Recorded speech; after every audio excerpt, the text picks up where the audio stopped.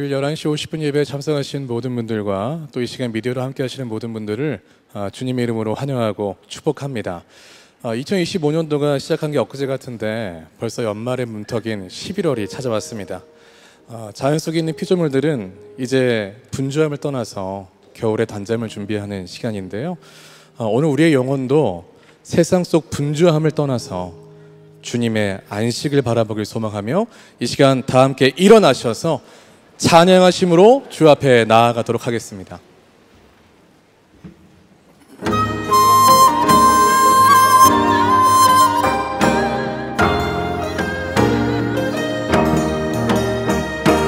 주께서 왕 위에 오르신다. 무서워 숨는 자들 누구냐. 우리의 마음은 춤을 춘다. 주께서 왕이시라. 정의의 오른팔 높이 든다.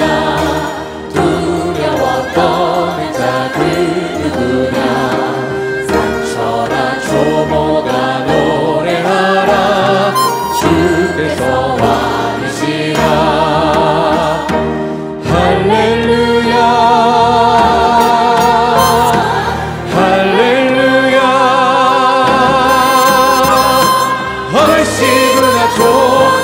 지화자 좋네. 주께서 왕이시라. 할렐루야. 할렐루야. 얼씨구나 좋다. 지화자 좋네. 주께서 왕이시라.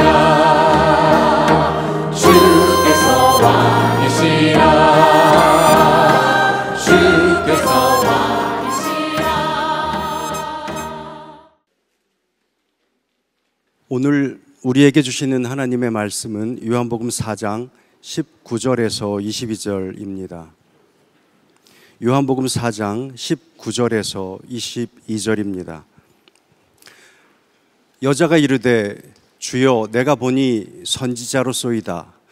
우리 조상들은 이 산에서 예배하였는데 당신들은 예배할 곳이 예루살렘에 있다 하더이다. 예수께서 이르시되 여자여 나를 믿으라. 이 산에서도 말고 예루살렘에서도 말고 너희가 아버지께 예배할 때가 이르리라.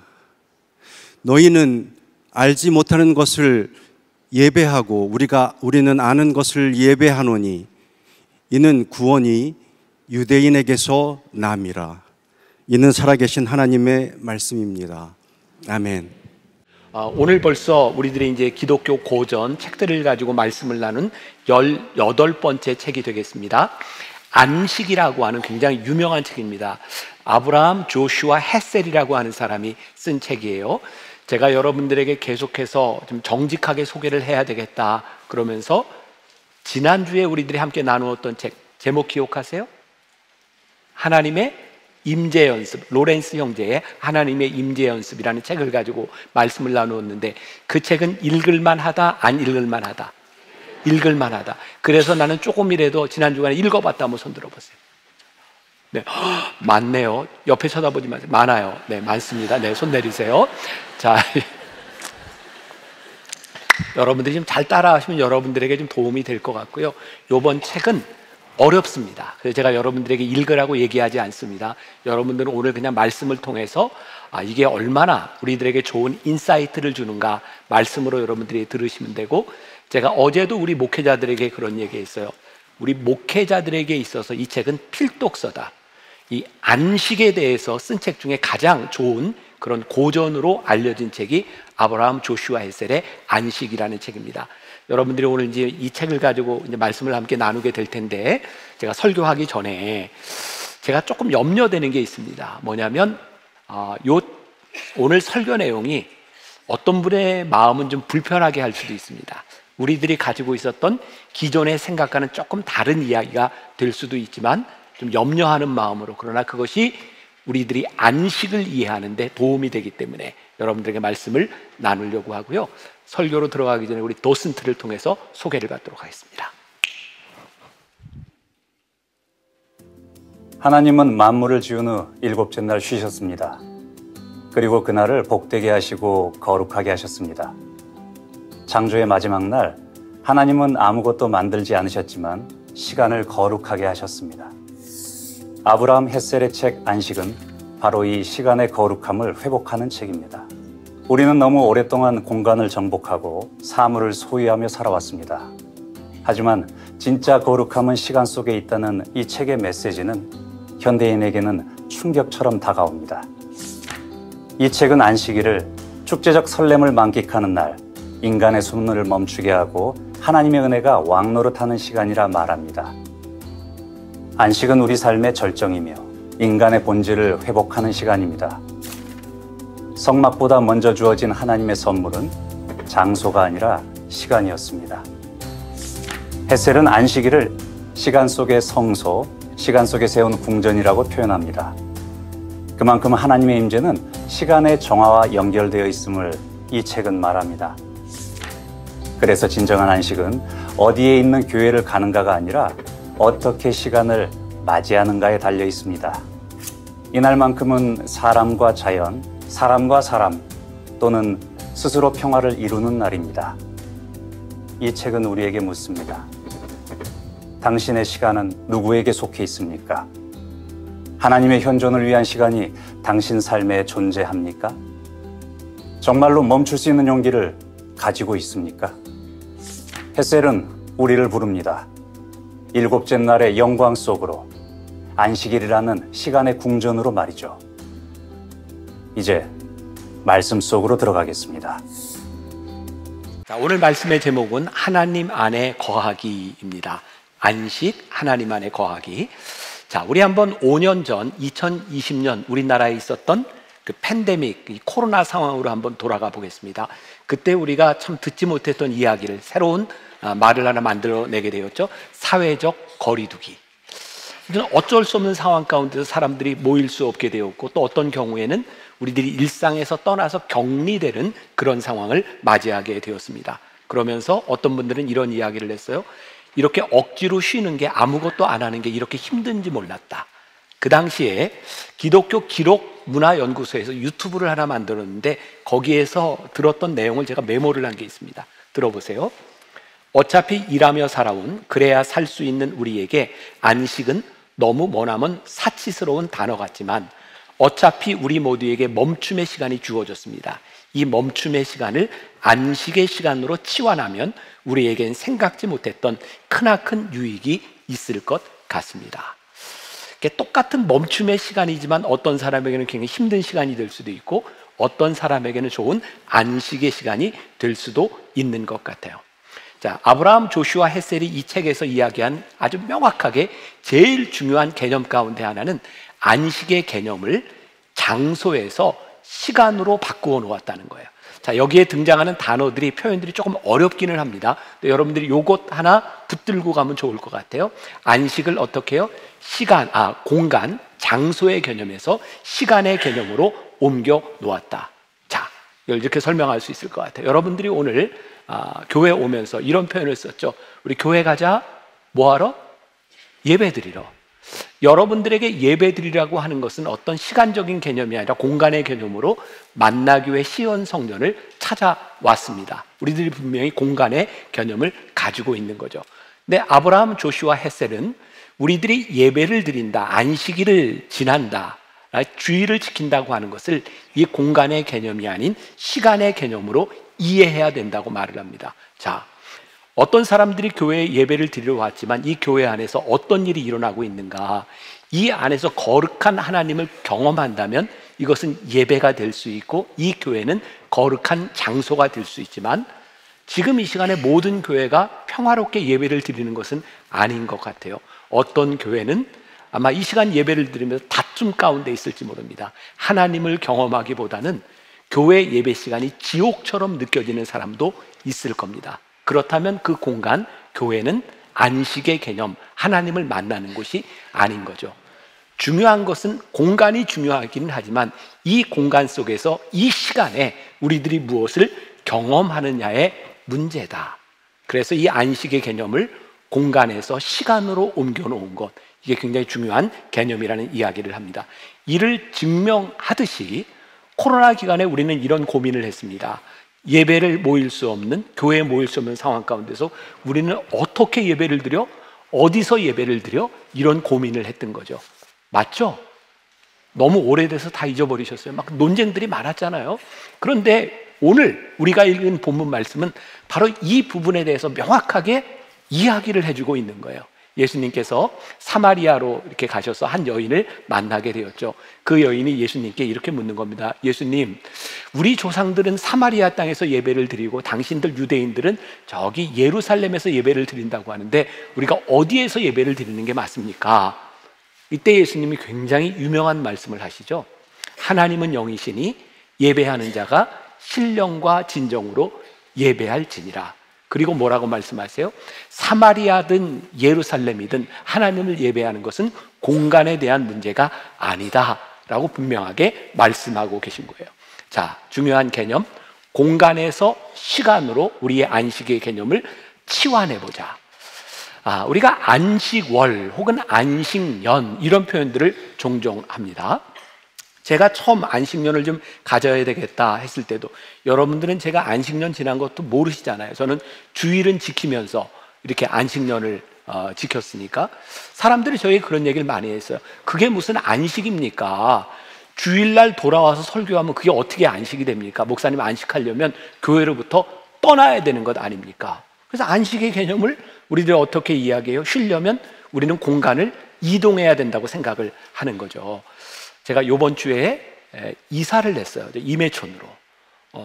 저희 집이 임해촌에 있는 동부 코롱 아파트다 이런 얘기는 안 해요, 제가. 네, 제가 동부 코롱으로 이제 이사를 했어요. 처음으로 요 교회에서 떠나서 이제 처음 제가 이제 아파트에서 이제 생활을 하게 된 거예요. 사람들이 저에게, 우리 장로님들도 저에게 제가 아플 때 이런 얘기를 많이 해요. 목사님, 교회에 있으니까 아프잖아요. 그러니까 좀 나가서 사세요. 그러니까 그분들 생각에는 제가 늘 일 속에 치여 있다고 생각하니까 이 교회를 떠나는 것이 안식이라고 생각을 했던 것 같아요. 제가 이제 이 교회 나간 지 5일 됐습니다. 너무너무 불편한 거예요. 제가 주차장 수백 대 차 되는 주차장에 이 카페까지 있는 집에서 살다가 야, 밖으로 나가니까 얼마나 불편한지. 또 어제는 제가 좀 자전거 타고 이제 출퇴근을 하려고 하거든요. 제가 지금 토요일 날 아침에 일찍 자전거를 타고 나왔는데 이제 늘 차를 여기에 주차하고 있다가 제가 제 아내가 차를 써야 되는데 키를 제가 가지고 나온 거예요. 그래서 다시 자전거 타고 거기 가서 키 갖다 주고 다시 오고 얼마나 힘든지 몰라요. 제가 이렇게 생각을 해봤어요. 나에게 있어서 안식은 뭐였나 생각해 보니까 장소에 대한 문제가 아니라 저는 이 안에서 굉장히 편안함을 누렸던 것 같아요. 사실은 공간에 대한 문제가 아니라 우리들이 이 시간, 이 공간 안에서 어떤 시간을 경험하고 살아가는가, 그것이 훨씬 더 중요한 문제가 아닐까. 이 안식에 대한 부분은 제가 다음 주 설교에서 또 조금 이어가게 될 거예요. 이 책에 이런 내용이 나옵니다. 한번 들어보세요. 우리가 영성 생활을 하는 이유는 풍부한 지식을 축적하기 위해서가 아니라 거룩한 순간들을 마주하기 위해서다. 사람을 감복시키는 것은 사물이 아니라 영적인 현존이다. 말이 좀 어려워요. 영혼 속에 갈물이 되는 것은 통찰의 순간이지 행위가 일어나는 장소가 아니다. 우리들이 주일날 예배를 드리는 이 습관적인 혹은 규칙적인 이 생활들은 사실 우리들의 성경 지식이나 우리들의 지적인 것을 충족시키는 것이 아니라 오늘 여기에서 하나님을 만나는 순간들을 우리들이 맞이하느냐 그렇지 않느냐에 대한 부분이에요. 제가 이 말씀을 준비했기 때문에 더욱더 그랬던 것 같아요. 제가 이제 어제 토요 예배를 드리면서 예배 전에 우리 교인 중에 한 분을 제가 이렇게 이제 면담하고 이렇게 기도하는 시간을 가졌어요. 지금 암으로 이렇게 이제 투병 생활을 하는 분이에요. 제가 내려오면서 그런 기도를 하게 되더라고요. 하나님, 저분이 오늘 예배를 드릴 때에 하나님의 임재 가운데, 하나님의 만지심 가운데 있기를 원합니다. 그리고 들어와서 제가 늘 앉는 자리에 앉았는데 바로 옆에 우리 여자 집사님 중에 한 분이 이렇게 머리 헤어스타일이 좀 바뀌었어요. 내가 바뀌었다고 생각했던 게 그분이 늘 모자를 쓰고 왔었기 때문인 것 같아요. 그래서 제가 헤어스타일이 이게 변했네 그랬더니 그분이 목사님, 제가 이제 항암 치료를 마친 지 1년이 됐고요.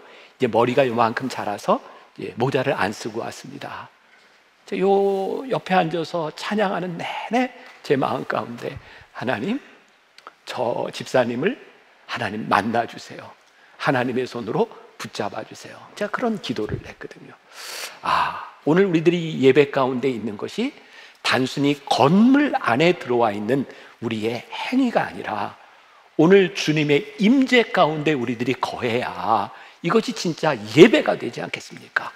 오늘 우리들에게 주신 이 순간, 이 공간에 대한 문제가 아니라 우리들에게 주신 이 순간이 우리들에게 거룩한 체험이 될 때 이곳이 성전이 되는 것이죠. 오늘 본 말씀 요한복음 4장에 보면 예수님께서 이 사마리아 여인을 만나게 되시는데 3절과 4절에 유다를 떠나서 다시 갈릴리로 가실 때 사마리아를 통과하여야 하겠는지라. 이 말씀을 NIV 성경에서는 그렇게 표현을 하고 있어요. He had to go through 사마리아라고 말을 하고 있습니다. had to go, 가야 하겠는지라. 예수님께서 어떤 의도를 가지고 이 사마리아 여인을 만나고 계세요. 자, 제가 지도를 하나 그릴 테니까 보세요. 자, 여기 이렇게 지중해를 끼고 이렇게 올라가면 보이시죠? 여기에 갈릴리 호수가 있고 여기 요단강이 흐르고 요 밑에 사해 바다가 있습니다. 다 보이세요? 아이고, 저기 나왔네. 네. 자, 저기 예루살렘이 있죠? 있어요. 없어요? 있어요. 예루살렘이 있습니다. 저 예루살렘 위로 줄을 하나 딱 그으면 밑에는 남유다가 되고 위에는 북이스라엘이 있나. 북이스라엘 수도가 저기 사마리아죠. 저 지역 전체를 이제 사마리아라고 이렇게 통칭을 하는데 예수님께서 예루살렘을 떠나 어디로 가신다고요? 갈릴리로 가신다. 근데 갈릴리로 가는 아주 좋은 길이 있습니다. 하나는 요단강을 끼고 이렇게 올라가면 계곡길이라고 해서 따라 올라가는 길이 있고, 여러분 저기 예루살렘 수가 이렇게 저쪽으로 이렇게 싹 올라가면 족장들이 다녔던 족장길이 있습니다. 보통 사람들이 거기 많이 다니는 길입니다. 그런데 예수님께서 갈릴리로 가시는데 어디를 지나서? 사마리아를 지나서 가셨다라고 되어 있어요. 그러니까 저 길은 가기 힘든 길입니다. 예수님이 의도가 있으셨던 거예요. 사마리아에 가서 사마리아 여인을 만나고 그 사마리아 여인을 통해 하시고자 하는 말씀이 있었다. 이 여인의 고민 가운데서 예수님께서 중요하게 우리들에게 하고 싶었던 말씀이 있었던 거죠. 오늘 20절에 보면 이런 말이 나요. 우리 조상들이 이 산에서 예배하였는데 당신들의 말은 예배할 곳이 예루살렘에 있다 하더이다. 이 여인의 고민이 뭐예요? 예배를 드리는 그곳이 어디? 공간적인 개념으로 이해를 하고 있는 거죠. 근데 예수님께서 21절에서 이렇게 대답하세요. 예수께서 이르시되 여자여 내 말을 믿으라. 이 산에서도 말고 예루살렘에서도 말고 너희가 하나님께 예배할 때가 오나니. 그리고 굉장히 유명한 말씀이 나오죠. 23절 아버지께 참되게 예배하는 자들은 영과 진리로 예배할 때가 오나니 곧 이때라. 하나님께서는 자기에게 이렇게 예배하는 자들을 찾으시니라. 누가 말씀하신 거예요? 예수님이 말씀하신 거예요. 그러니까 이 안식 예배에 대한 개념은 명확하게 공간에 대한 개념이 아니라 뭐라고요?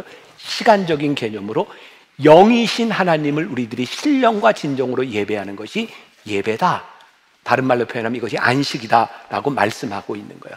아브라함 조슈아 헤셀의 중요한 통찰, 그는 우리의 삶에서 공간이 중요하지만 공간 자체가 중요한 것이 아니라 시간, 어떤 순간이 이 사물에 의미를 부여하기 때문에 그 장소가 중요하게 된다.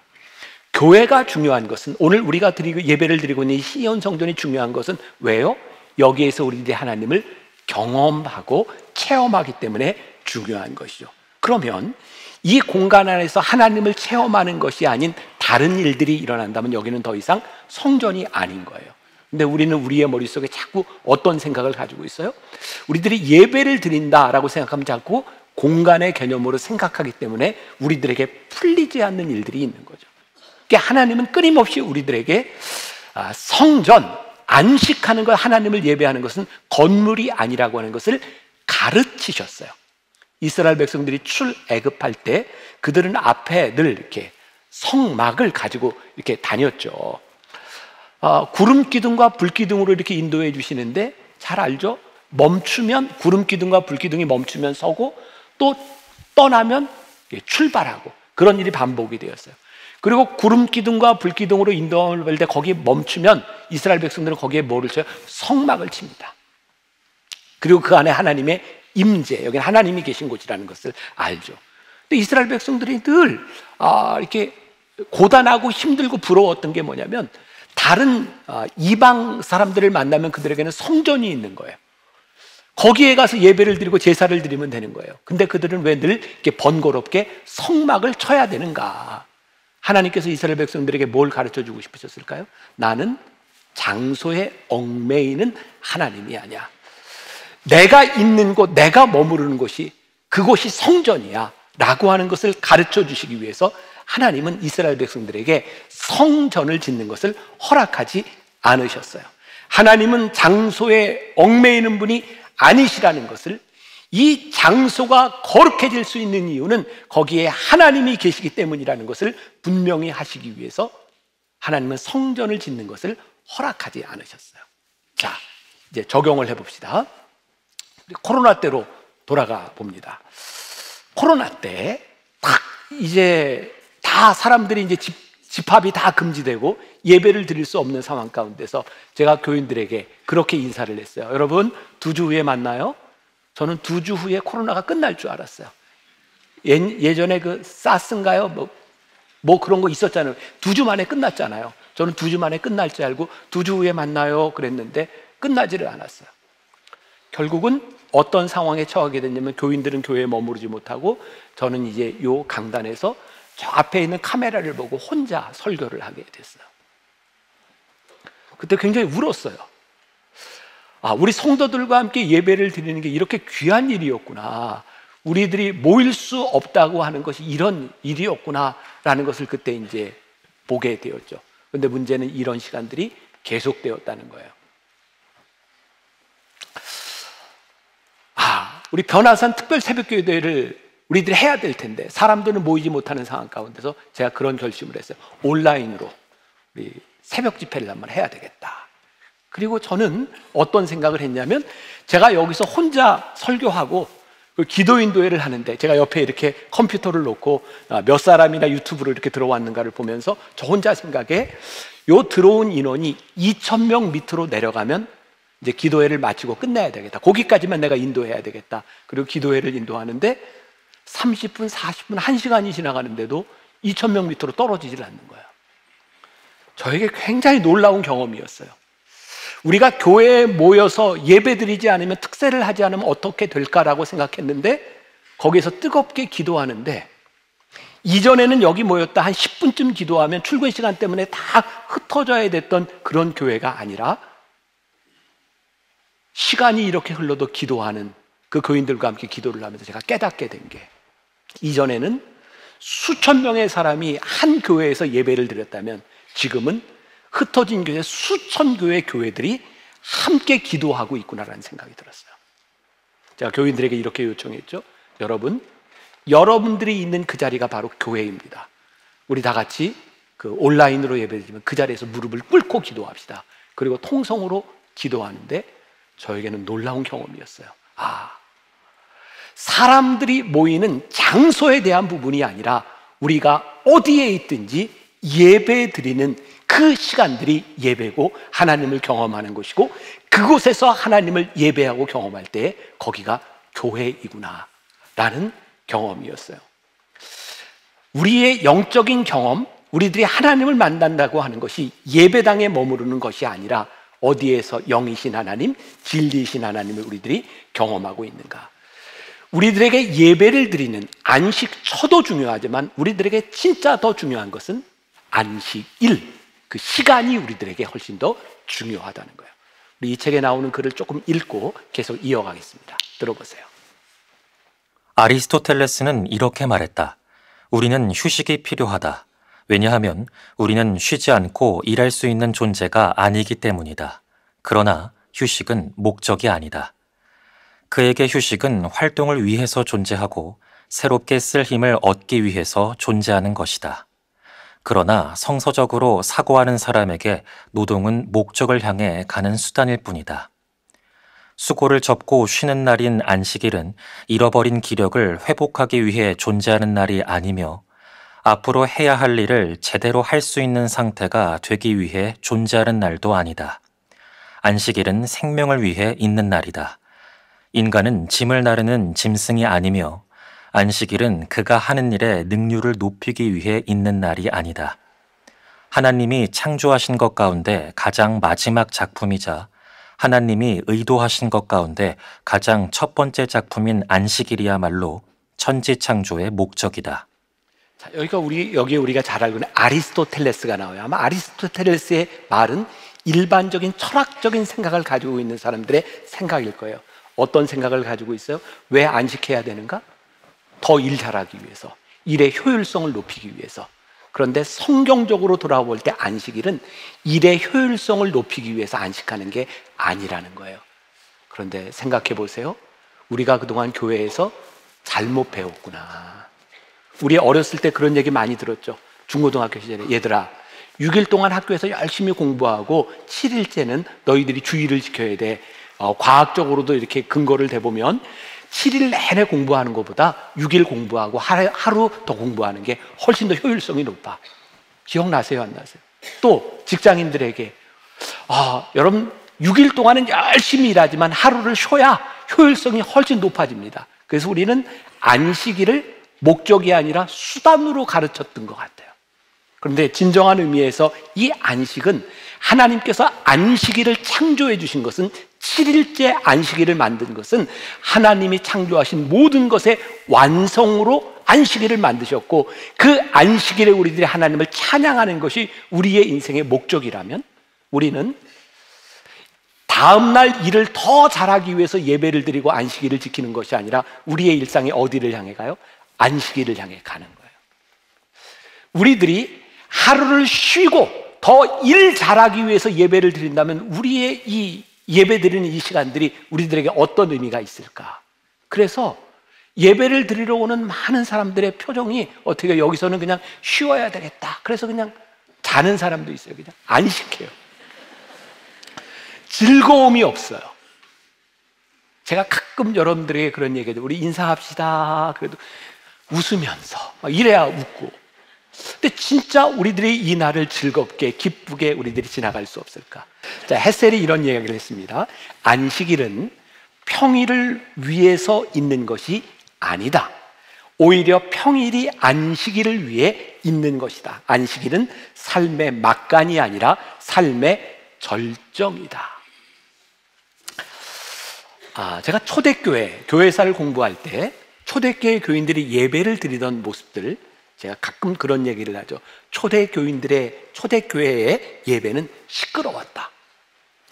초대교인들이 예수를 믿는다고 하는 것은 목숨을 건 일이었어요. 그들은 매일매일 예수를 믿는 고백 속에 살아가고 주일날 이렇게 예배당에 들어오면 이렇게 좋은 예배당이 아니었겠죠.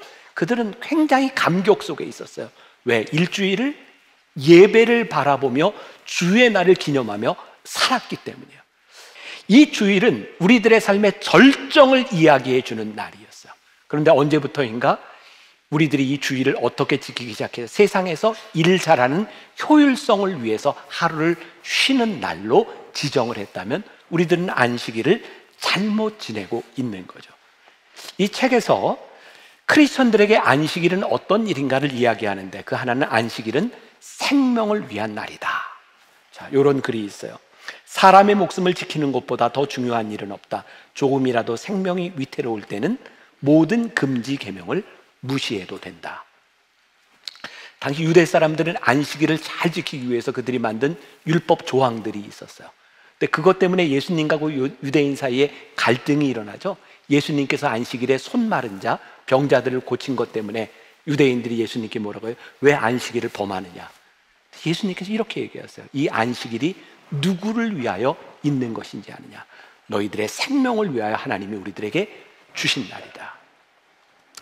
생명을 위하여 이 안식일을 주셨기 때문에 우리들이 만든 금지법 그거 범해도 된다. 왜? 생명을 위해서.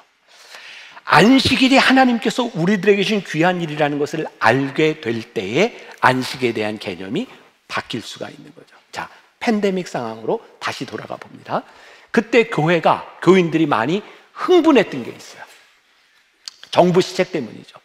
전 지금도 정부 시책이 지나쳤다라고 생각하는 사람입니다. 뭐 때문에? 사회적 거리두기를 하고 모임을 하는데 교회에 적용하는 그 적용들이 너무 편파적이었던 건 사실인 것 같아요. 그때 생각에는 왜 교회에만 이 코로나 바이러스가 번진다고 생각을 할까? 그런 생각이 들 정도로 일반 사람들이 모이는 것과 시장과 다른 마켓이나 이런 데 비하면 교회에 적용하는 것은 너무나 지나친 일이었다고 생각해요. 저는 분명히 이건 정부의 시책이 잘못됐었다고 생각하는 사람입니다. 그런데요, 이 안식일이 인간의 생명을 위해 있는 날이라면 우리 교회가 이 안식에 대한 분명한 생각을 가지고 있었더라면 우리가 선제적으로 왜 이런 선언을 하지 못했을까? 전염병이 창궐하는 이 시대에 우리는 교회에 모여서 예배드리지 않습니다. 우리는 교회에 모여서 예배드리지 않아도 우리는 안식일을 얼마든지 거룩하게 지킬 수 있는 사람들입니다. 그래서 왜 교회는 먼저 이 나라의 국민들을 위해서 선제적으로 그런 선언을 하지 못했을까? 우리는 늘 어떤 생각을 가지고 있었어요? 여기에 모이지 않으면 안 된다고 하는 건물 중심적인 공간적인 생각을 하고 있었던 것은 아닌가? 자, 제가 이렇게 이야기를 하기 때문에 제가 건물에 대한 생각들이 중요하지 않다 이런 것이 아니죠. 왜? 이 성스러운 건물은 우리들이 하나님을 체험하는 데 분명히 도움이 됩니다. 그러나 이 공간이 다가 아니라고 하는 생각을 우리들이 가지게 될 때, 그리고 우리들이 오늘 모여서 예배드리는 이유가 뭔지 아세요? 이곳에서 우리들이 은혜를 받았던 경험들과 이곳에서 우리들이 기도하는 사람들이 있기 때문에 이 공간 안에서 우리는 더 많은 체험을 할 수 있기 때문에 여기에 모이는 거예요. 믿음의 성도들이 모이는 것이 우리들이 유익하다는 것을 알기 때문에 우리들이 여기에 모이게 되는 거죠. 자, 여러분 10월 31일이 되면 우리 교회 모든 장로님들과 우리 권사님, 장로님 부부 권사님들, 목회자 직원들이 여기에 다 모여서 기도회를 해요. 이 강단 저 성가대 저 구석구석에 다 흩어져서 기도를 해요. 무슨 기도하는지 아세요? 하나님, 이제 새해를 우리들이 맞이하게 되는데 하나님, 이 성전에 와서 예배드리는 우리 성도들에게 하나님의 임재와 하나님의 능력을 경험하게 하여 주옵소서. 이 장소를 거룩하게 하기 위해서 우리들이 기도해요. 그래서 함께 모여서 예배드리는 것이 혼자 따로 예배를 드리는 것보다 훨씬 더 큰 유익이 있는 것이 사실이에요. 그러나 아무리 우리들이 여기에 모여 있어도 영이신 하나님을 우리들이 만나지 못한다면 이 장소는 어떤 의미도 존재하지 않는 거죠. 지금 예배드리는 이 시간에 요 뒤에는 아론과 훌 기도방이 있어요. 예배 시작부터 끝날 때까지 여기에서 매 예배 시간마다 누군가 기도하고 있습니다. 여러분 아세요? 우리가 예배드리는 이 시간들이 왜 함께 모여 예배드리는 것이 우리들에게 유익이 되는지, 목사로서 누구나 마찬가지일 것 같아요. 설교하는 게 얼마나 큰 부담입니까? 근데 제가 아론과 훌방을 만들고 중보 기도를 시키면서부터 제 부담이 줄었어요. 제가 설교를 못하면 누구 때문일까요? 기도를 시원찮게 해서 그런 것 같아. 저 스스로 이런 생각을 합니다. 그러니까 우리들이 기도하는 동역자가 있다고 하는 것이 우리들에게 얼마나 큰 유익인지 몰라요. 안식, 우리들 하나님을 만나는 체험, 이 안식일이 어떤 의미가 있는지를 먼저 생각하고, 또 두 번째, 안식일에 찬양할 분은 누구인가, 이것을 생각해 보라. 이 책에 보면 이런 얘기가 나옵니다. 예로부터 전해 내려오는 어떤 민담에 아담이 안식일을 이렇게 찬양을 하는 거예요. 근데 하나님께서 그걸 보고 아담에게 이렇게 해서, 아담아, 너는 왜 안식일을 찬양하면서 안식일을 만든 나를 찬양하지 않느냐? 그때 아담이 하나님께 엎드려서 안식일을 만드신 주님을 찬양합니다, 이런 고백을 하죠. 우리가 오늘 여기 모이는 이유가 뭘까요? 하나님을 예배하고 하나님을 찬양하기 위해서 우리들이 여기에 모이는 거예요. 그래서 안식일에 하지 말아야 될 것을 이 책에서 몇 가지 이야기하는데, 이 책에 보면 이제 그런 이야기가 나와요. 여기 있는 분들 중에 아마 기도 제목을 가지고 오신 분들이 있을 거예요. 그죠? 경제적인 문제도 있을 거고, 관계에 대한 문제도 있을 거고, 육신의 연약함을 가지고 기도하는 분이 있을지 몰라요. 근데 이 책에서는 그런 얘기를 합니다. 안식일에는 우리의 기도 제목들 하나님께 호소하는 것이 아니라 하나님을 찬양하는 것이니 우리의 병을 고쳐달라고 기도하기보다는 하나님을 찬양하십시오. 누군가에는 굉장히 가혹하게 들리는 말일지 몰라요. 근데 저는 이런 생각을 합니다. 우리들이 절박하게 가지고 있는 기도 제목 가운데 하나님 이 기도를 들어주세요 하는 것보다 훨씬 더 능력인 것은 우리의 문제 가운데서 하나님을 찬양하는 일이라고. 하나님, 제가 오늘 내 인생의 이 중요한 문제들을 가지고 나왔는데 제가 오늘 여기서 하나님을 찬양합니다. 그때 우리들의 삶에서 일어날 수 있는 놀라운 변화와 역동성, 신앙의 다이나믹, 그것은 하나님을 찬양하는 데서 일어나는 일이다. 안식일에 우리들이 하지 말아야 될 것, 돈이 우리들의 우상이 아니라고 하는 것을 분명히 하라는 거예요. 옛날에 우리 그런 거 많이 배웠잖아요. 안식일에는 장사하지 않습니다. 돈을 쓰지 않습니다. 이게 무슨 이야기일까요? 돈을 쓰지 않으면 불편해요. 장사를 하지 않으면 손해보는 게 있어요. 그러나 우리들이 돈에 얽매이는 것이 아닙니다라고 하는 것을 선포하기 위해서 쉬는 것, 이것도 우리들이 잘 아셔야 돼요. 돈을 사용하지 않는 것이 안식일을 제대로 지키는 것이 아니라 돈을 어떻게 사용하는 것이 우리의 생명과 하나님께 영광이 되는 것인지를 구별할 수 있을 때 안식일을 제대로 지키게 되는 거죠. 단순히 안식일에는 돈을 안 써, 이것은 율법적인 거예요. 이 돈이 어떻게 하나님의 영광을 위해 쓰여질 수 있어 라고 생각될 때 예수님께서 바리새인들의 통념을 깨버리신 일들이 일어나게 되는 거죠. 또 안식일에는 우리들이 논쟁이나 화를 내거나 또 이렇게 갈등을 제어하는 날이 되어야 된다. 이런 표현이 있어요. 안식일에는 지옥에 있는 악인조차 평화를 얻기 때문이다. 안 멋있으세요? 난 굉장히 멋진 표현이라고 생각하거든요. 지옥에 있는 악인조차도 평화를 얻기 때문이다. 자, 이렇게 생각을 해보세요. 오늘 우리들이 이제 예배를 드리는데 지금 예배 드리는 여러분들 마음속에도 어떤 화와 갈등을 가지고 있는 분이 있을지 몰라요. 그런데 안식일에는 논쟁이나 화를 내지 않는 날이니 내가 오늘은 화를 내지 않으리라. 여러분들이 집에 돌아가서 가족들끼리 만났을 때 이 말을, 안식일은 화를 내지 않아. 여러분들이 안식일만이라도 화를 내지 않으면 여러분들의 인생에 변화될 수 있는 일이 참 많습니다. 안식일은 화평을 이루는 일이니 여러분들의 가족들, 손자, 아들, 할아버지, 할머니 3대가 모여서 예배를 드리고 힘들지만 우리들이 화목하게 만나서 식사 한 끼를 할 수 있는 날로 여러분들이 정한다면 이 날이 여러분들의 삶을 얼마나 복되게 만들어 주는지 몰라요. 그러니까 우리들이 예배를 드린다고 할 때, 안식일을 지킨다고 할 때 이것들이 단순히 이 장소에 나와서 우리들이 하는 행위로 끝나는 것이 아니라 안식일을 거룩하게 지키기 위해서 우리들이 무엇을 해야 되는가? 우리는 돈의 노예가 아니야. 이 날은 갈등하는 날이 아니야. 화평을 만드는 날이야. 우리들이 오늘 이것만을 가지고 이 예배 시간을 마치고 나가면서 이 일들이 우리 가운데 실천되기 시작할 때, 이 안식의 개념들이 우리들에게서 나타나기 시작할 때 이 안식일이 우리들에게 어떤 놀라운 변화를 가져다 줄 수 있을까? 저는 목회자로서 그런 반성을 해요. 혹시 안식일을 지키는 우리 교인들에게 안식일이 너무 힘들어져서 안식을 누리지 못하도록 만든 것은 아닌가? 교회 봉사하는 분들을 보면 참 감사하고 좋아요. 정말 얼마나 힘들까라는 생각이 드는데, 혹시라도 그 힘든 봉사로 인하여 안식을 잃어버렸다면 제가 교인들에게 이렇게 얘기해야 되겠죠. 너무합니다. 그만하세요. 주일은, 이 안식일은 하나님 앞에서 우리들이 기쁨을 누리는 날이 되어야 하지 않겠습니까? 전 목사로서 그런 생각해요. 저도 이 주일이 기뻤으면 좋겠다. 안식의 즐거움을 고백하는 날이었으면 좋겠다.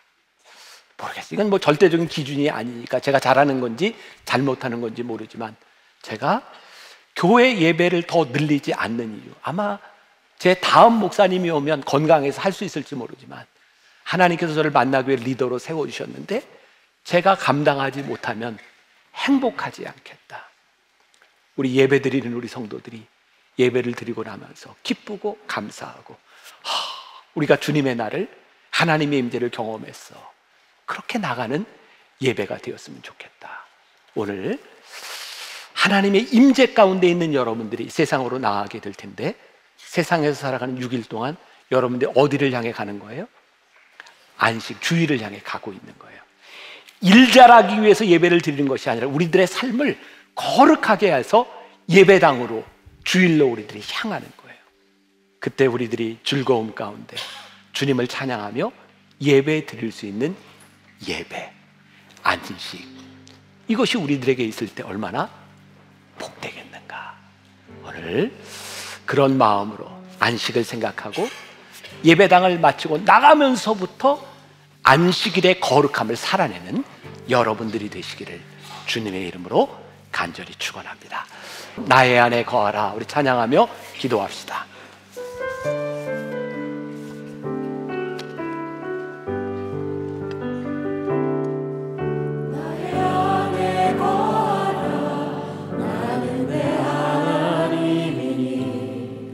모든 환난 가운데 너를 지키는 자라.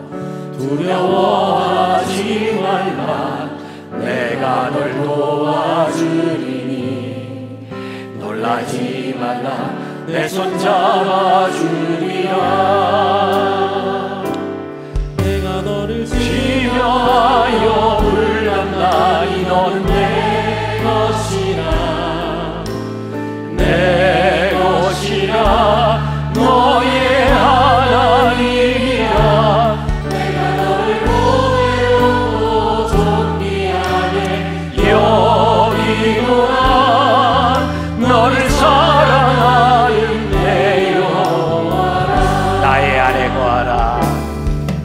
나의 안에 거하라. 나는 내 하나님이니. 모든 환난 가운데 너를 지키는 자라. 두려워하지 말라. 내가 널 도와주리니. 놀라지 말라. 내 손 잡아주리라. 우리들에게 주신 안식일을 다시 한번 생각하며 내가 너를 지명하여 우리가 어떻게 안식을 지키고 살아야 하나님, 우리가 이 공간에 있는 것이 아니라 오늘 이곳에서 우리들이 만나는 하나님, 우리를 붙잡아주신 하나님, 너를 보배롭고 존귀하게 여기노라. 너를 사랑하는 내 여호와. 내가 너를 지명하여 불렀나니. 내가 너를 지명하여 불렀나니. 너는 내 것이라. 내 것이라. 너의 하나님이라. 내가 너를 보배롭고 존귀하게 여기노라. 너를 사랑하는 내 여호와라. 하나님께서 거룩하게 안식일을 우리들에게 주셨습니다. 하나님, 우리가 예배를 드리는 행위로 안식일을 지키는 것이 아니라 오늘 하나님께서 우리들에게 주신 이날, 더 이상 우리가 물질의 노예가 아님을 선포합니다. 더 이상 갈등과 반목과 질시하는 날이 아닌 것을 선포합니다. 싸우지 않겠습니다. 분쟁하지 않겠습니다. 하나님을 찬양하겠습니다. 예배하며 나가는 우리 성도들의 삶 가운데 이 믿음의 실천이 있게 하여 주옵시고, 우리의 삶을 바꾸어 주시고 역사하신 하나님을 고백할 수 있는 우리 귀한 성도들 되게 하여 주옵소서. 지금은 우리 주 예수 그리스도의 은혜와 하나님 아버지의 무한하신 사랑과 성령의 인도하심이 거룩하게 우리들에게 주신 이 날을 경험하며 영과 진리로 하나님을 예배하며 나가는 당신의 사랑하는 모든 백성들 위해 지금부터 영원까지 함께 하시기를 간절히 축원하옵나이다. 아멘.